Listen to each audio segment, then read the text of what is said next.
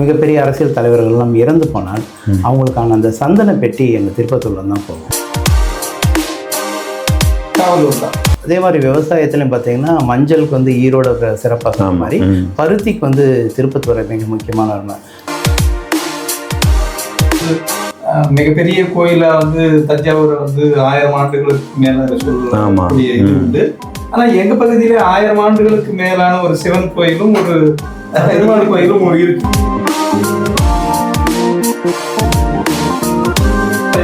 அது சோழர் கால கோயில். சோழர் கால கோயில் இல்ல.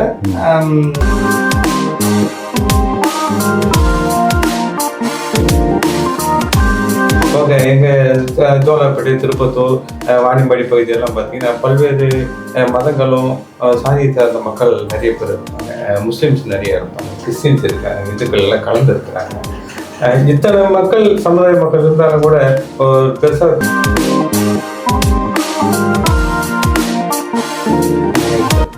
ஏலகிரி மலை முழுக்க முழுக்க வணிகர்களின் கட்டுப்பாட்டிலும் வந்தேரிகளின் கட்டுப்பாட்டில் இருக்குது.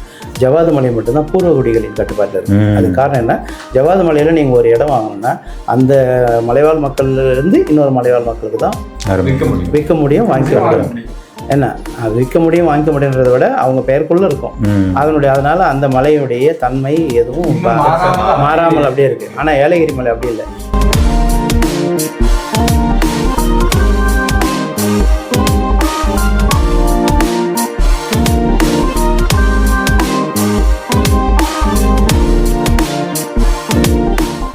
வணக்கம் நண்பர்களே. வானொலியும் புத்தகமும் 2 கண்கள் மாதிரி. வானொலி நடத்தக்கூடியவர்களும் பதிப்பாளர்களும் சேர்ந்துதான் இந்த கலை உலகத்தை கட்டமைக்கிறார்கள், எதிர்கால தலைமுறையை வடிவமைக்கிறார்கள்.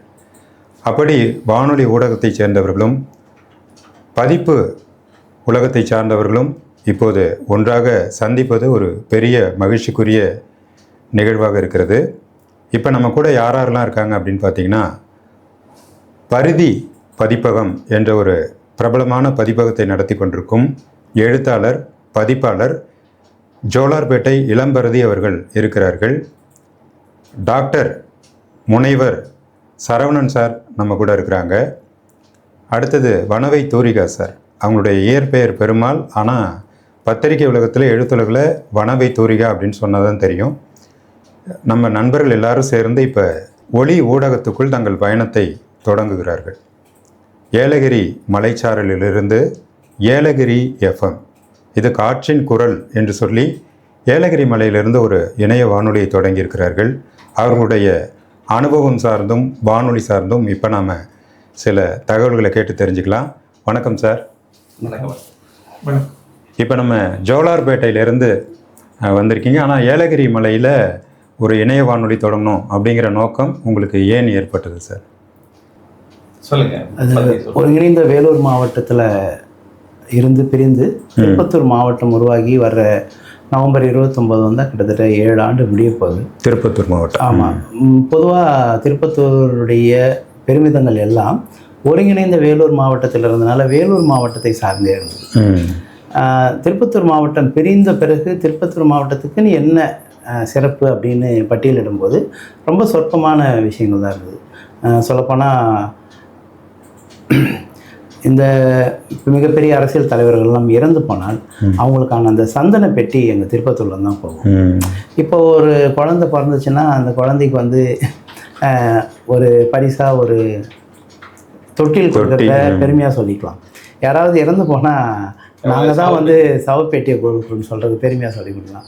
அப்படி வந்து எதையெல்லாம் சிறப்பு அப்படின்னு சொல்லிட்டு யோசிக்கும்போது எங்களுக்கு இந்தியாவிலேயே முதல் மாவட்ட ஆட்சியர் அலுவலகம் திருப்பத்தூர் தான். அப்போ வந்து சேலம் ஜில்லா கிடையாது, திருப்பத்தூர் ஜில்லாவில் சேலம் வந்து ஒரு பகுதியாக இருந்தது. இப்போ வந்து சேலம் வந்து பெரிய மாவட்டம்.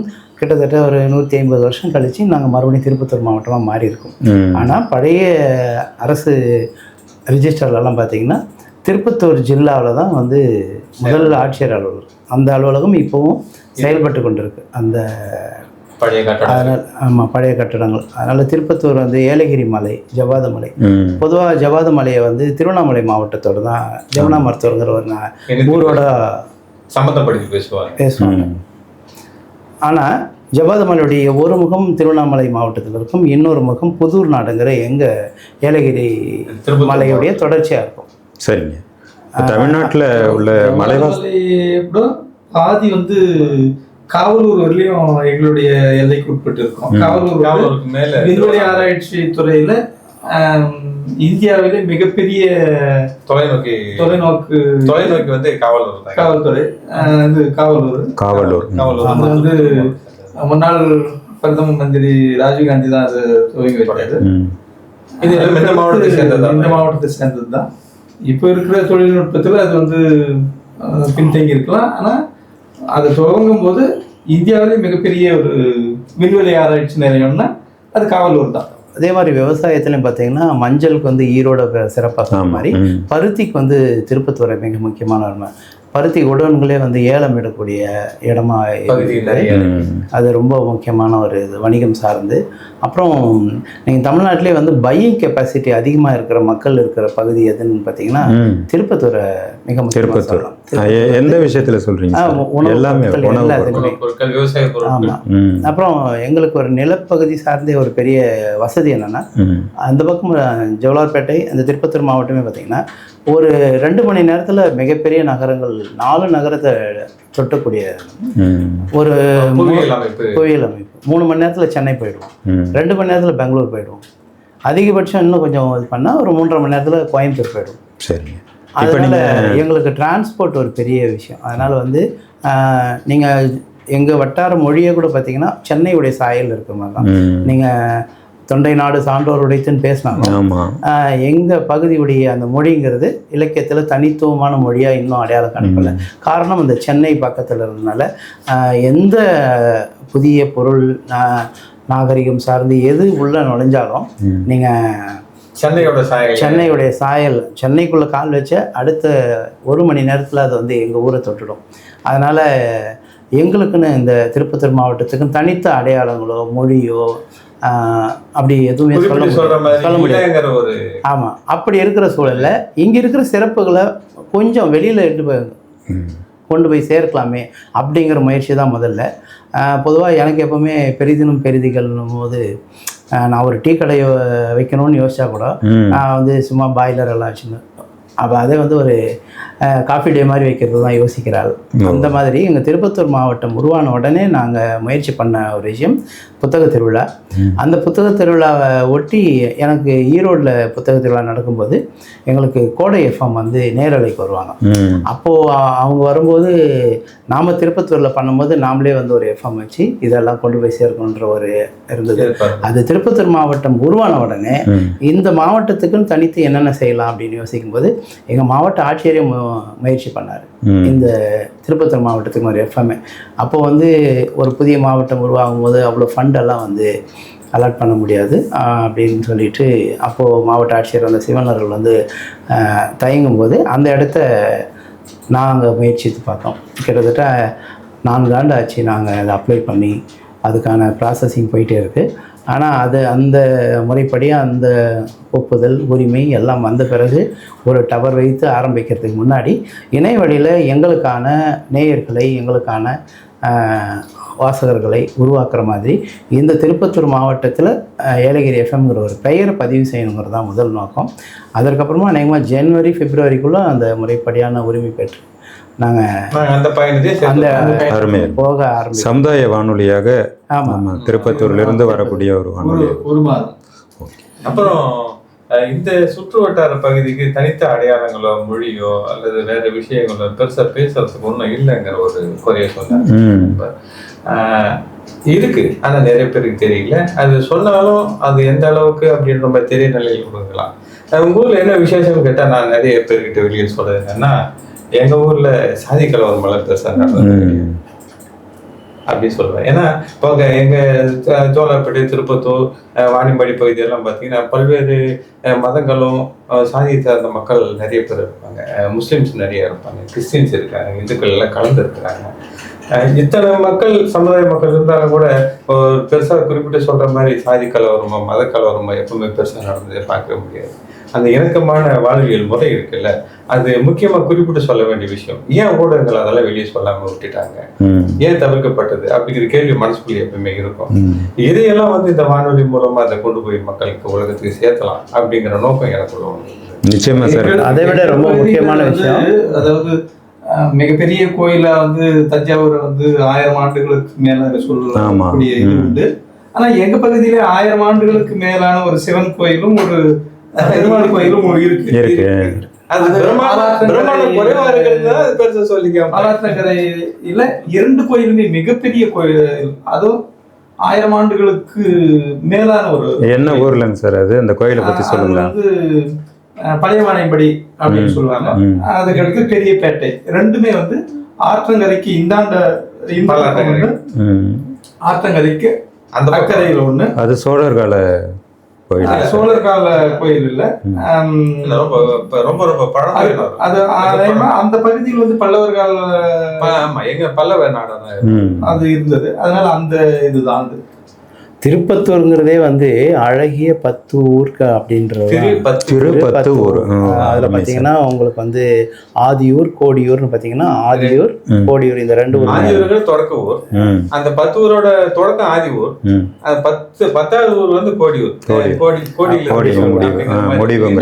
இந்த திருப்பத்தூர்லயும் பாத்தீங்கன்னா உங்களுக்கு மிக முக்கியமான பெருமாள், அதாவது முஸ்லிம்கள் அதிகம் வசிக்கக்கூடிய கோட்டை பகுதியில ஒரு மிக முக்கியமான பெருமாள் கோயில் இருக்கு. அது ஒரு 1000 ஆண்டு கால கோயில். அதே மாதிரி ஜோலார்பேட்டையுடைய தமிழ் பெயர் வந்து சோழையார்பேட்டை அப்படிங்கிறது. அப்படி இல்லை, அது தமிழ் விரும்பிகள் விரும்பி செய்து கொண்ட ஒரு சமாதானம் தான். சரி, ஏலகிரி பொதுவாக இப்போ ஊர் பெயர்களே அப்படி வந்து மாற்றக்கூடாதுன்னு சொல்லியிருக்காங்க. இப்போ ஷேக்ஸ்பியரை செகப்பியர்னு சொல்வீங்களா அப்படின்ற கேள்வி எல்லாம் இருக்கு இல்லையா? அந்த மாதிரி ஜோலார்பேட்டை சோழையார்பேட்டைன்னு சொல்லலாமான்னு கேட்குறாங்க. எங்களுக்கு சோழையார்பேட்டைன்னு சொல்றதுல ஒரு மகிழ்ச்சி. ஆனால் அதை சொல்லிட்டு அது எங்க இருக்குன்னு கேட்டா அதுக்கு விளக்கம் சொல்றதுக்குள்ள அது ஜோலார்பேட்டைன்னு சொல்லிட்டு போயிடலாம். மற்றவங்களுக்கு தெரியணும்ல நம்ம என்ன சொல்றோம்ட்டு. ரொம்ப முக்கியம் என்னன்னா, இந்த திருப்பத்தூர் மாவட்ட எல்லைன்னு பார்த்தீங்கன்னா ஆம்பூர் வாணியம்பாடி, இந்த பக்கம் பார்த்தீங்கன்னா ஜோலார்பேட்டை திருப்பத்தூர். இதுல வாணியம்பாடி ஆம்பூர் ரெண்டுமே தொழில் சார்ந்த. வாணியம்பாடி தோல், ஆம்பூர் வந்து ஷூ. ஆமா, தோள்களை நிறைய ஆம்பூருக்கு போயிட்டு அது வந்து காலனியா மாறுது. அந்த தோல் தொழிற்சாலை மூலமா கிடைக்கிற தோல் தொழிற்சாலை, அந்த செப்பல்ஸ் எல்லாம் வந்து மேலை நாடுகள்ல இருந்து இங்கிருந்து தான் வந்து. முக்கியமான விஷயம், அதிகமான அந்நிய செலாவணிகளை ஈட்டி கொடுக்கிற தொழில வந்து தோல் தொழிற்சாலை ரொம்ப முக்கியமானது தமிழ்நாட்டுக்கு. அதை விட முக்கியமானது வந்து இந்தியாவின் தோல் ஏற்றுமதி கழக தலைவரே வந்து ஆம்பூர்ல இருக்கிற பரிதா பாபு. இன்னும் எங்க மாவட்டத்துல பத்மஸ்ரீ விருது வாங்கிய ஒரு நபர் இருக்கிறாருன்னா அவர் தான் சொல்லணும். அது வந்து இன்னும் அழகா சொல்லலாம். அவங்களுடைய வீட்டு வாழ வந்த ஒரு பொண்ணு யாருன்னா ஒரு நாட்டின் ஜாம்பியா நாட்டுடைய இளவரசி ஊருக்கு வந்து மருமகள் அப்படின்னா இல்லை, அது ஒரு பெருமை இல்லை. ஏன்னா நிறைய பேருக்கு பாஸ்போர்ட் தெரியும், டிப்ளமேட் பாஸ்போர்ட்டுங்கிறது நிறைய பேருக்கு தெரியாது. அப்படி டிப்ளமேட் பாஸ்போர்ட் வச்சிருக்கிற ஒரு குடும்பம் வந்து எங்க மாவட்டத்தில் இருக்குதுன்றது ஒரு நிறைய ஊரை பத்தி சொல்லியிருக்கீங்க. ஆனா ஏலகிரி மலை, ஏலகிரினா என்ன, ஏலக்காய் சம்மந்தப்பட்டதா சார்? அது என்ன அந்த சிறப்பு? ஏன்னா இப்போ ஊட்டி கொடைக்கானல் ஏற்காடுக்கு அப்புறம் ஏலகிரி தான் நாங்கள் பார்க்க விரும்பக்கூடிய ஒரு ஸ்தலமாக இருக்கிறது. அதை பற்றிய சிறப்புகள் சொல்லுங்க சார், ஏலகிரியினுடைய சிறப்புகள். இல்லை, ஏலம் விளைஞ்சதுக்கான சான்றுகள்லாம் சில வந்து முன்னாடி இருந்திருக்கலாம் அப்படிங்கிறீங்க. இருந்தது, இப்போ அது இல்லை. ஆனா பழைய அந்த அடையாளம் இப்போ இருக்கிறது அந்த பேர்ல தான், பேர் இருக்கு. அது மாதிரி ஜவ்வாது மலைங்கிறது, சந்தனம் வந்து அதான் அவர் சொல்றாரு, எங்க ஊர்ல சந்தனம் ரொம்ப பிரபலமானது. சந்தனம் எங்க இருந்து போறதுன்னா, மொத்த இந்தியாவிலேயே வந்து சந்தனம் விளையறதுக்கு மண்ணும் வந்து ஜவ்வாது மண்.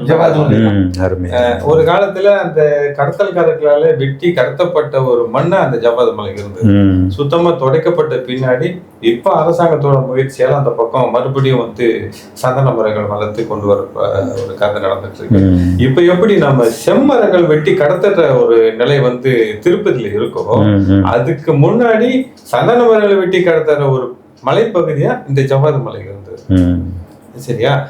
இப்ப அந்த பக்கம் சந்தன மரங்களே சுத்தமா இல்லாம போயிட்டு இப்ப மறுபடியும் கொண்டு வந்திருக்காங்க. இங்க வளர்க்கப்பட்டு வெட்டி எடுக்கிற சந்தன மரத்துக்குன்னு தனி குணமும் வாசனையும் தனித்துவமும் தனியா இருந்தது. அப்படி இருந்ததுனாலதான் ராஜீவ்காந்தியோட இறப்புக்கு அவரோட உடலை வந்து கொண்டு போறதுக்கான சவப்பெட்டியை இங்கிருந்து கொண்டு போன சந்தன மரத்தால செஞ்சு அடக்கம் செஞ்சாங்க. தமிழ்நாட்டில் இருக்கிற முதலமைச்சர்கள், முன்னாள் முதலமைச்சர்கள் ஒரு சிலருக்கு இங்கிருந்து தான் வந்து அந்த பெட்டி, ஆமா சந்தன எம்ஜிஆருக்கு பண்ணாங்க. எம்ஜிஆருக்கு போனாங்க. அப்புறம் இந்திரா காந்தி இறந்தப்போ எரிக்கிறதுக்கு போட்ட அந்த சந்தன கட்டைகள் இங்கிருந்து போனதா அப்படி சொல்லுவாங்க. இப்போ இன்னும் முக்கியமா சந்தன குடோனே வந்து இப்போ ஒரு எஸ்பி ஆபீஸா மாற்றம் பெற்று விட்டது. அந்த அதுக்குண்டான அடையாளங்களே இப்போ குடோன்ல சேர்த்து வைக்க தேவை கட்டைகளே இல்லாத அது ஒரு அரசு அலுவலகமா மாறி போன நிலை இப்போ இருக்கு. அதுதான். சரி சார், உங்க பரிதி பதிப்பகத்தை பத்தி சொல்லுங்க சார். பரிதி பதிப்பகம் வந்து நான் அடிப்படையில் ஒரு வாசகன். ஒரு வாசகன்னா நான் தேடி தேடி படித்த புத்தகங்களை ஒரு சூழலில் வந்து தொழிலாக மாற்றிக்க, அதாவது நம்ம விரும்பி செய்கிற ஒரு விஷயம் நமக்கு வருவாய் தரக்கூடியதாக மாறணும்னா நல்லா இருக்குமே அப்படின்னும் போது நான் வந்து ஒரு புத்தகம் வாங்கி விற்கிற இடத்துல இருந்து புத்தகங்களை தயாரித்து விற்கக்கூடிய இடத்துக்கு போனேன். 2014 உங்கள் டெல்டா பகுதியில் இருந்த சுந்தரபுத்தன் எழுதிய கற்பனை கடிதங்கள்ங்கிற ஒரு புத்தகத்தின் வழியாக நான் பதிப்புத்துறைக்கு வந்தேன். இன்றைக்கி கிட்டத்தட்ட ஒரு 300 புத்தகங்களுக்கு மேலே பப்ளிஷ் பண்ணியிருக்கோம். ஒரு 1000 புத்தகங்களுக்கு தயாரிச்சும் கொடுத்துருக்கலாம். இருந்தாலும் புத்தகங்கள்ங்கிறது வந்து நாம் ஒருத்தர் கையில் திணிக்கிற ஒரு இடத்துல தான் இருக்குது. நான் அப்படி வந்து கையில் திணிக்கிற இடத்துல இருந்து தன் இயல்பில் ஒரு கேட்டு வாங்கக்கூடிய ஒரு இடத்துக்கு வரணும் போது நம்ம வந்து அந்த எஃப்எம் பக்கம் வரலாம் அப்படிங்கிற ஒரு பதிப்பகத்திலேருந்து இப்படி வந்தது கூடுதலாக. அப்புறம் என்னால் இன்னும் சில விஷயம் சொல்ல முடியும். ஒன்று சார்ந்து இருக்கிற மாதிரி எஃப்எம்ஐ சார்ந்த பதிப்பகமும் பதிப்பகத்தை சார்ந்த எஃப்எம்மும் இருக்கிற மாதிரி. ஏன்னா இப்போ இந்த பதிப்பகத்தின் வழியாக நான் அடைந்த ஆளுமைகளை தான் எஃப்எம் வழியாக அவங்களுடைய குரலை கேட்க வைக்க முடியும். இப்போ எனக்கு வந்து இப்போ எழுத்தாளர்களாக கலைஞர்களாக அறிமுகமான பல பேரை, பவா செல்வதுரை, பாரதி கிருஷ்ணகுமார், ரவி சுப்பிரமணியன், அறிவுமதி, இவங்கெல்லாம் வந்து நான் இந்த பதிப்பகத்தின் வழியாக அடைந்த நபர்கள். இவங்களுடைய ஆளுமையை ஒளி வடிவாகவும் எழுத்து மூலம் கொண்டு போய் சேர்க்க முடியாத குறைய அந்த ஒளி மூலமா கொண்டு போய் சேர்க்க முடியுன்ற ஒரு நம்பிக்கை உருவாயிடுச்சு. அதனாலதான் அப்படி செய்யலாம்னு ஒரு இது. ரெண்டாவது ஏலகிரி மலை பற்றி சொல்லும்போது இன்னொரு விஷயம் சொல்லணும். திருப்பத்தூர் மாவட்டத்துக்கு ஏலகிரி மலையும் ஜவ்வாது மலையும் ரெண்டும் இருந்தாலும் ஆனால் 2 விதமான முனைகள் இருக்குது. ஏலகிரி மலை முழுக்க வணிகர்களின் கட்டுப்பாட்டிலும் வந்தேரிகளின் கட்டுப்பாட்டில் இருக்குது. ஜவ்வாது மலை மட்டும்தான் பூர்வகுடிகளின் கட்டுப்பாட்டில் இருக்குது. அது காரணம் என்ன, ஜவ்வாது மலையில் நீங்கள் ஒரு இடம் வாங்கணும்னா அந்த மலைவாழ் மக்கள்லேருந்து இன்னொரு மலைவாழ் மக்களுக்கு தான் விற்க முடியும், வாங்கிக்க முடியும். என்ன விற்க முடியும் வாங்கிக்க முடியுன்றதை விட அவங்க பெயருக்குள்ளே இருக்கும். அதனால் அந்த மலையுடைய தன்மை எதுவும் மாறாமல் அப்படியே இருக்குது. ஆனால் ஏலகிரி மலை அப்படி இல்லை. ஏலகிரி மலையில் எவனிடம்லாம் நேரம் இருந்தோ அந்த நேரத்தெல்லாம் வந்து சென்னை பல ஊர்களில் இருந்தால் வர்ற செல்வந்தர்கள் வாங்கிட்டு தன்னுடைய நிலத்துக்கு அவன் வந்து வாட்ச்மேனை வேலை பார்க்கலாம். ஆனால் அந்த நிலத்துக்கான பணம் வந்து பேங்க்கில் இருக்கும். அந்த வட்டியை கூட தொட்டு பார்க்குறதுக்கு இல்லை. அவன் வாங்குகிற சம்பளத்திலே சாப்பிட்டு செத்து போயிடுவான். ஆனால் அந்த நிலம் வந்து ஒரு செல்வந்தருடைய கட்டுப்பாட்டில் இருக்கும். இல்ல இது இந்த மாதிரி இப்போ மாற முடியாத காரணமா என்ன இருக்கும்னு நினைக்கிறேன். இல்ல அது மாறாம இருக்கணுங்கிறதா நம்ம இருக்கோம். இல்ல அது மாற முடியாம போனது இல்ல, மாற்ற வேண்டிய தேவையில்லாம காரணம் என்னன்னா நான் நினைச்சது ஏலகிரி மலையில இருக்கிற அந்த சூழல் இருக்குல்ல, அந்த நிலம் கால சூழல், அது ரொம்ப மிதமான தட்பவெப்ப நிலை, ரொம்ப லேச குளிர்ச்சி, இதெல்லாம் வந்து ஜவ்வாது மலையில இல்ல. அது கீழே என்ன மலைக்கு கீழே என்ன மாதிரி சூழல் இருக்கு அதே சூழல் தான் மலைக்கு மேலே இருக்கு. பெருசா மாற்றம் இருக்கு. என்ன அந்த சின்ன குளிர்ச்சிக்காக இந்த ஒரு பகுதியை ஒரு வணிக தளமா மாத்திர நிலைக்கு கொண்டு வந்து நிறுத்திருக்காங்க. தேவைப்பட்டா ஜவ்வாது மட்டும் செஞ்சிருப்பாங்க. செய்ய முடியாம தேவையில்லாம போயிட்டதுனாலதான் இந்த சூழல் தான் தேவையில்லாம போயிடுச்சு. அதனால அது அப்படி இல்ல காப்பாற்றப்பட்டது. ஏலகிரி மலையினுடைய சூழலே ஜவ்வாது மலையிலும் இருக்கிறது. ஜவ்வாது மலையில் இருக்கிற அந்த மக்கள் வந்து பெரும் துறைகளில் வேலையில் இருக்கிறாங்க. அவர்கள் வந்து இந்த பகுதியை வந்து மாற்றாமல் இருக்கணும், அதாவது ஒரு கமர்ஷியலாக மாற்றாமல் இருக்கணும்னு அவங்க தான் வந்து அதை வந்து முட்டுக்கட்டையில் இருக்கிற அந்த பகுதி மக்கள் தான். ஏன்னா இதுவும் நம்மளுடைய கலாச்சாரமும் மாறிடும் அப்படின்றதுக்காக அந்த மக்கள் வந்து டெல்லியிலும் அந்த துறைகளில் நிறைய பயணிக்கிறாங்க. அந்த எஸ்டி மக்கள் வந்து பெரும் பெரும் பொறுப்புகள்ல இருக்காங்க. காப்பாற்றுறதுக்கான முயற்சி எனக்கும் அந்த குளிர்ச்சி இங்க இருக்கிற குளிர்ச்சி இருக்கு அந்த போன வருஷம் தேர்வு எழுதி ஒரு பெண் வந்து அந்த ஜவாது மலையில இருந்த அந்த பெண் வந்து நீதிபதியா பணி நியமனம் செய்யப்பட்டாங்க. அது வந்து சமீபத்தில் மிக முக்கியமான ஒரு விஷயமா இருந்தது. அடுத்து நம்ம ஐயாட்ட பேசலாம். வனவை தூரிகா அவர்கள், உங்களுடைய கவிதை மற்றும் எழுத்து பணி சார்ந்து நம்ம நண்பர்கள் அவரெல்லாம் வந்து ஒரு பகுதியில சேர்ந்து வாழ்ந்த, ஒரு பள்ளியில படிச்சோம். என்னோட ஒரு 2 வயசு பெரியவர். எங்களுக்கான எழுத்து வாசிப்பு எல்லாமே படிக்கிற காலத்துல வந்து வந்ததுதான். இந்த தினத்தந்தியில வந்து சிந்துபத் கதை, ராணிமுத்து, காமிக்ஸ், இரும்பு கை மாயாவி, பெரும்பாலும் இந்த பூந்தள்ளி, ரம்புலி மாமா, பாலமித்ரா, இந்த மாதிரியான புத்தகங்களோடு தான் எங்களோட பாட புத்தகங்கள் இருந்தது. அப்படிதான் வளர்ந்து வரோம். அவரு கிடைக்கிற புத்தகத்தை எனக்கு கொடுப்பாரு, எனக்கு படிச்ச புத்தகத்தை அவர் கொடுப்பாங்க. அப்படி 2 பேரும் அப்படி எங்களை சுற்று வட்டாரத்துல பெருசா வந்து வாசிப்பு அனுபவத்தோடு இருக்கிற மக்கள் ரொம்ப ரொம்ப கம்மி. இருக்கிற ஒரு சிலர் தான். அப்படி ஒரு சின்ன வட்டத்தாயில எங்களுக்குள்ள சின்ன வயசுலயே அந்த புத்தகத்தின் மீது உள்ள ஈர்ப்பால நண்பர்கள் அதே மாதிரி பரிமாறிக்கிட்டோம். அது இன்னும் கூட இது வரைக்கும் எனக்கு 50 வயசு, அவருக்கு 52 வயசாகுது. இன்னும் கூட அது அப்படியே தொடருது. அது இந்த எஃப்எம் வரைக்கும் வந்திருக்கு. அருமை அருமை சார். என்னன்னா அவரு பதிவுத்துறை நீங்க புத்தகங்கள் வெளியிட்டு இருக்கீங்களா? என்னன்னா 2 புத்தகம் கவிதை தொகுப்பு வெளியிட்டிருக்கேன். அடுத்து ஒரு நாவல் ஒண்ணு வெளிவரப்போகுது. கவிதை தொகுப்பு என்னன்னா ஒரு கண்ணமும் மறு கண்ணமும் அப்படிங்கிற ஒரு தொகுப்பு. 2வது தொகுப்பு ஒரு கறிக்கடைக்காரனின் சைவ மெனுக்காரன் அப்படிங்கிற ஒரு கவிதை. அருமையா இருக்கு டைட்டில். இல்ல நான் கறிக்கடை நடத்திட்டு இருந்தேன் ஒரு 14 வருஷம் திருப்பத்தூர்ல. எனக்கு கிடைச்ச அனுபவங்கள் அடிப்படையை வச்சு உருவான சில கவிதைகள் அதுக்கு இருக்கும், உயிர்ப்புள்ள கவிதைகள். அதனால அந்த தலைப்பு சரியா இருக்கும்னு நினைச்சு வச்சேன். அடுத்து நான் கறிக்கடை வச்சிருந்த இடத்துக்கு பக்கத்துல ஒரு ஒயின் ஷாப் ஒண்ணு இருந்தது. எனக்கு போதையில் இருக்கிறவங்கள பார்த்தா ஓட்டம் பிடிச்சிருவோம், நிக்க மாட்டேன். ஆனா இந்த வாழ்க்கை வந்து அவங்க கிட்டதான் நான் வியாபாரம் பண்ணி நான் சாப்பிடணுன்ற நிலை கேட்டு வந்து நிறுத்தினது. அந்த அனுபவங்களை எல்லாம் திரட்டி கிடைச்சதை வச்சு ஒரு நாவல் உருவாக்குனேன். அந்த நாவலோட பேரு டாஸ்மாக் தெரு அப்படிங்கிறது. ஆனா நீங்க கடை நடத்தினப்ப டாஸ்மார்க்னு இருந்ததா? இருந்தது, அப்பையிலே இருந்தது. கடை எடுத்த பின்னால்தான் நானே கடை எடுத்தேன். அந்த நாவல் ஒன்று உருவாயிருக்கு, அது வெளியிட போறேன். அடுத்து இன்னொரு கவிதை தொகுப்புக்கான வேலைகள் நடந்துருக்கு. இதுக்கு பின்னாடி எல்லாமே எனக்கு 2 பேரோட தொடர் பயணம் இருக்கு. ஏன்னா இந்த பயணம் ஒண்ணு அருமைங்க. அப்ப ஐயாட்ட பேசுவோம். நம்ம முனைவர் பட்ட ஆய்வாளர் அவங்க சரவணன் ஐயா இருக்கிறாங்க. முனைவர் பட்டம் முனைவர் பட்டம் வாங்கிய டாக்டர் அவர்கள் நம்ம கூட இருக்கிறாங்க. அதாவது என்னுடைய தந்தை வந்து ஒரு தமிழாசிரியர். அவர் வந்து என்னை தமிழ்ல படிக்கணும் அப்படின்றதுக்காக என்னை வந்து ஆரம்ப காலகட்டத்திலே தமிழ்ல படிக்க வச்சாரு. நான் ஒரு குறிப்பிட்ட காலங்களில் வந்து ஒரு கல்லூரியிலும் ஒரு ஆசிரியர் பயிற்சி நிறுவனத்தும் வேலையில் அதாவது தனியார் துறையில் வேலையில் இருக்கும் பொழுது அங்க படிக்கிறதுக்கு வரவங்களுடைய இதுல வந்து நிறைய பேர் வந்து கல்லூரி சேர முடியாமல் போகிறதுக்கு அங்க இருக்கிற 2 கல்லூரிகள், மிகப்பெரிய கல்லூரி, ஒரு இஸ்லாமிய கல்லூரி ஒண்ணு, ஜெயின் கல்லூரி ஒண்ணு. அதுல நிறைய பேருக்கு வந்து வாய்ப்புகள் மறுக்கப்படும் பொழுது நாமே ஏன் ஒரு கல்லூரி உருவாக்க கூடாது அப்படின்னு ஒரு சிந்தனையில நானே வந்து ஒரு நிறுவனராக இருந்து இமயம் கலை மற்றும் அறிவியல் கல்லூரியை வந்து என்னுடன் நண்பர்கள், அதற்கடுத்து ஒரு சில தொழில் அதிபர்கள் அவர்களை சேர்த்து ஒரு கல்லூரியை வந்து 2010 உருவாக்குச்சு.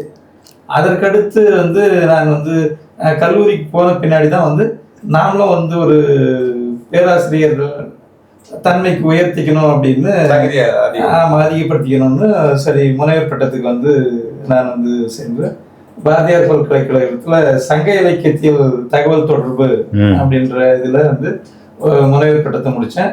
என்னுடைய வந்து சதாசிவம் அப்படின்ற ஒரு MCCல பேராசிரியர் அவருடைய வழிகாட்டுதல் முடிந்தது. அதற்கு அடுத்து வந்து அதை தொடர்ந்து வந்து நான் வந்து இந்த ஆய்வாளர்கள் எல்லாம் வந்து கட்டுரை வெளியிடுறதுக்கு ஒரு சில சிரமங்கள் இருக்கும். அதாவது எங்க தொடர்பு கொள்றது, எப்படி வந்து நம்ம கட்டுரைகளை வெளியிடுறது அப்படின்னு. அதற்கடுத்து கிட்டத்தட்ட ஒரு 3 ஆண்டுகளுக்கு வந்து முயற்சி செய்து மத்திய அரசிடம் இருந்து மலர் நீட்டம் அப்படின்ற இதழுக்கு, காலாண்டு இதழுக்கு நான் ஒப்புதல் வாங்கி இப்ப 2 பிரதியை நான் வெளியிட்டு இருக்கிறேன் என்னுடைய இது.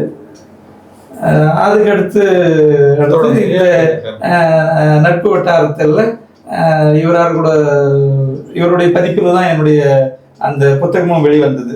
தகவல் தொடர்பு, சங்க இலக்கியத்தில் தகவல் தொடர்புன்றது நண்பர் தான் வந்து பதிப்பிச்சு கொடுத்தாரு. 2 நூல்கள், அதாவது மலர் நேற்றம் என்ற இதழுக்கும் வந்து இவர் தான் வந்து அந்த பதிப்புக்கு உதவி செய்தார். அதற்கடுத்து 3 பேரும் சேர்ந்து இந்த பகுதியினுடைய கலாச்சாரம், பண்பாடு இவற்றை வெளிக்கொண்டு வர வேண்டும் அப்படின்ற முயற்சியில 3 பேரும் சேர்ந்து ஏலகிரி எஃப்எம் வந்து உருவாக்கி அதன் தொடர்ச்சியாக அடுத்தடுத்த நிகழ்வுகளை நாங்கள் எங்களுடைய பகுதியினுடைய கலாச்சாரம், பண்பாடு, அரசனுடைய நிகழ்வுகள் இதை வந்து வணிக ரீதியாகவும் அல்லது மக்களுக்கு சேவையாற்றும் ரீதியாகவும் அவர்களை வந்து கொண்டு போகலாம் அப்படின்னு.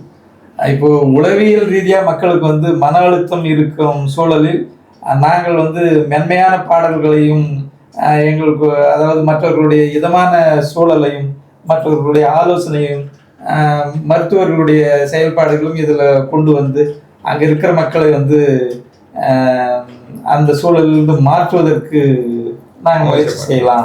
ரொம்ப அருமை சார். ரொம்ப ஒரு வலிமையான ஒரு கூட்டணி. ரொம்ப முக்கியமான செய்தி என்னன்னா, இது எல்லாத்துக்குமே அடிப்படையாக இருந்தது இந்த வாசிப்பும் இந்த புத்தகம் சார்ந்த உலகத்தில் நான் இருந்தது தான். நான் என்ன பதிப்பகமாக பண்ணும்போதே நான் மாவட்டம் உருவான உடனே ஏலகிரி எக்ஸ்பிரஸ்னு வந்து மாவட்டத்துக்கு மட்டுமே உரிய ஒரு இது நான் இதழ ஆரம்பித்தேன். 15 நாளுக்கு ஒரு தடவை வர மாதிரி. அதில் தான் வந்து திருப்பத்தூரின் திருமகன்கள் அப்படின்ட்டு ஒரு தொடர் எழுத சொல்லி ஒரு மிகப்பெரிய பேராசிரியர் ஆலோசனை சொன்னாங்க. திருப்பத்தூர் மாவட்டத்தில் அடையாளம் காணப்படாத பல ஆளுமைகள் இருக்காங்க, அவங்கள ஒவ்வொருத்தரை பற்றியும் ஒரு எழுதுன்னு சொல்லிட்டு சொல்லும்போது தான் நான் ஆளுமைகள் மட்டும் மனிதர்களை பற்றி மட்டும் ஏன் எழுதணும், இடங்களை எழுதலாம். நம்மளுடைய இப்போ காவலூர் வானிலை ஆராய்ச்சி மையம் வந்து எங்களுடைய மாவட்டத்தின் அடையாளங்களில் ஒன்று ஏலகிரி மலை, ஜவாது மலை. ஜவாது மலையில் தான் இந்த தமிழ்நாட்டிலே பழைய ரொம்ப தெருக்கூத்துன்ற ஒரு கலை இருக்கு இல்லையா, அதனுடைய தெருக்கூத்து கலைஞர்கள் அதிகமாக இருக்கிற பகுதி அது. அந்த மாதிரி ஒவ்வொன்று சிறப்பாக செய்யலான்னு சொல்லிட்டு திருப்பத்தூர் மாவட்டம் சீரும் சிறப்பும்னு கூட நான் ஒரு முயற்சி எடுத்து ஒரு 4 கட்டுரைகள்லாம் எழுதிட்டேன். இன்னும் சொல்லப்போனால் திராவிட முன்னேற்ற கழகத்துக்கான சின்னமாக இருக்கிற உதயசூரியன் சின்னம் உருவாக்கப்பட்ட இடம் வந்து எங்கள் மாவட்டத்தில் இருக்கிற வள்ளிப்பட்டு பக்கம் வடிவேல் சக்தி வடிவேல் அப்படிங்கிறவங்களுடைய வீட்டில் தான் கலைஞர் வந்து நாளாக வந்து தங்கியிருக்கிறாங்க. அப்படி வந்து ஒரு நாள் இங்கே எழுந்து பார்க்கும்போது தான் இந்த ஏலகிரி மலைக்கு மத்தியில் சூரியன் வரதை பார்த்து நம்ம கட்சிக்கு உதயசூரியன் சின்னம் வைக்கலான்னு சொல்லிட்டு தோணுதாக அண்ணா சொல்லியிருக்காரு. அதனால் அப்படியான சம்பவங்கள் இதையெல்லாம் வந்து பதிவு செய்து எங்கள் மாவட்டத்தின் பெருமிதங்களாக ஒரு சின்ன புத்தகம் போடணுன்னு ஆரம்பித்தோம். அப்படி போடணும்னு ஆரம்பித்தோம். அச்சு ரீதியாக போவதை விட அதை வந்து ஒளி ரீதியாக கொண்டு போகலான்னு தான் இந்த எஃப்எம்ங்கிற கான்செப்ட் வந்தது. அப்படி ஒரு கான்செப்ட் வரும்போது அது ஒரு சின்ன அளவில்னா என்னால் தனியாக செஞ்சுருக்க முடியும். அது கிட்டத்தட்ட முதலீடு ரீதியாக ஒரு மிகப்பெரிய தொகையின் போது என்னுடைய மன அலைவரிசையில் என்னோடு நான் சொல்வதை கேட்கக்கூடிய அல்லது இதை செய்தால் நல்லா இருக்கும்னு என் மீது நம்பிக்கை வைக்கக்கூடிய நண்பர்களாக 2 பேரை சேர்த்துக்கலான்னு தான் பொருளாதார ரீதியாக பலம் பொருந்திய சரவணனையும் கண்டென்ட் ரீதியாக இல்லை 2மே முக்கியம் தானே.